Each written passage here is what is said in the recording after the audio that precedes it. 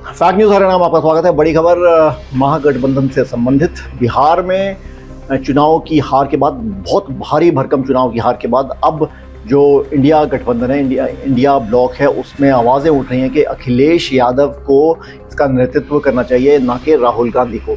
ये बात सामने आई जब महागठबंधन की हार हुई बिहार में। आपको ये बता दें कि 243 के सदन में जहां महागठबंधन सोच रहा था कि वो सरकार बनाएगी, उन्हें बहुत ही कम सीटें मिली। राहुल गांधी की पार्टी को सिर्फ, यानी कि कांग्रेस को सिर्फ 6 सीटें मिली और तकरीबन 32 सीटें आरजेडी को मिली। लालू प्रसाद यादव की पार्टी जो है, जिसके वो फॉर्मर चीफ हैं, वो उनको 32 सीटें मिली और बड़ी भारी भरकम हार हुई। और क्योंकि ये हार महाराष्ट्र की हार के बाद हुई है और उससे पहले बिहार, हरियाणा में भी हार हुई कांग्रेस की, जहाँ के बिल्कुल नेक एंड नेक फाइट बताई जा रही थी भाजपा और कांग्रेस की। इनफैक्ट ये कहा जा रहा था कि कांग्रेस यहाँ लैंडस्लाइड विक्ट्री से जीतेगी, मगर तीनों जगह हारों के बाद अब आवाज़ें उठ रही हैं कि अखिलेश यादव को महागठबंधन का नेतृत्व करना चाहिए, ना कि राहुल गांधी को। राहुल गांधी की लीडरशिप के अंदर कोई भी डेवलपमेंट नहीं हो रही है, कोई भी पॉजिटिव डेवलपमेंट नहीं हो रही है इंडिया ब्लॉक में, और इस वजह से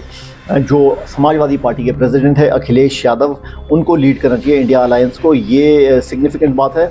आपको ये बता दें कि कांग्रेस 2020 के इलेक्शंस में 20 सीटें जीती थी, 19 सीटें जीती थी, और अब 5 साल के बाद सिर्फ 6 सीटें जीती है बिहार में।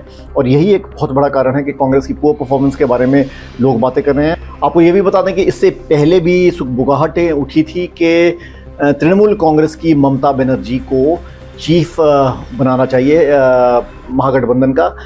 और अब क्योंकि कांग्रेस की हार हुई है, अब कहा जा रहा है कि राहुल गांधी की जगह अखिलेश यादव को महागठबंधन का लीडर बनाना चाहिए। धन्यवाद।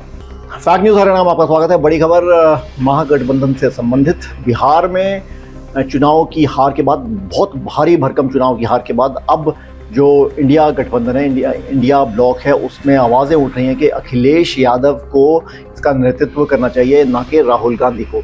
ये बात सामने आई जब महागठबंधन की हार हुई बिहार में। आपको ये बता दें कि 243 के सदन में जहां महागठबंधन सोच रहा था कि वो सरकार बनाएगी, उन्हें बहुत ही कम सीटें मिली। राहुल गांधी की पार्टी को सिर्फ, यानी कि कांग्रेस को सिर्फ 6 सीटें मिली और तकरीबन 32 सीटें आरजेडी को मिली। लालू प्रसाद यादव की पार्टी जो है, जिसके वो फॉर्मर चीफ हैं, वो उनको 32 सीटें मिली और बड़ी भारी भरकम हार हुई। और क्योंकि ये हार महाराष्ट्र की हार के बाद हुई है और उससे पहले बिहार, हरियाणा में भी हार हुई कांग्रेस की, जहाँ के बिल्कुल नेक एंड नेक फाइट बताई जा रही थी भाजपा और कांग्रेस की। इनफैक्ट ये कहा जा रहा था कि कांग्रेस यहाँ लैंडस्लाइड विक्ट्री से जीतेगी, मगर तीनों जगह हारों के बाद अब आवाज़ें उठ रही हैं कि अखिलेश यादव को महागठबंधन का नेतृत्व करना चाहिए, ना कि राहुल गांधी को। राहुल गांधी की लीडरशिप के अंदर कोई भी डेवलपमेंट नहीं हो रही है, कोई भी पॉजिटिव डेवलपमेंट नहीं हो रही है इंडिया ब्लॉक में, और इस वजह से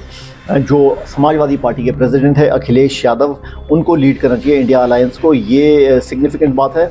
आपको ये बता दें कि कांग्रेस 2020 के इलेक्शंस में 20 सीटें जीती थी, 19 सीटें जीती थी, और अब 5 साल के बाद सिर्फ 6 सीटें जीती है बिहार में। और यही एक बहुत बड़ा कारण है कि कांग्रेस की पुअर परफॉर्मेंस के बारे में लोग बातें कर रहे हैं। आपको ये भी बता दें कि इससे पहले भी सुगबुगाहटें उठी थी कि तृणमूल कांग्रेस की ममता बनर्जी को चीफ बनाना चाहिए महागठबंधन का।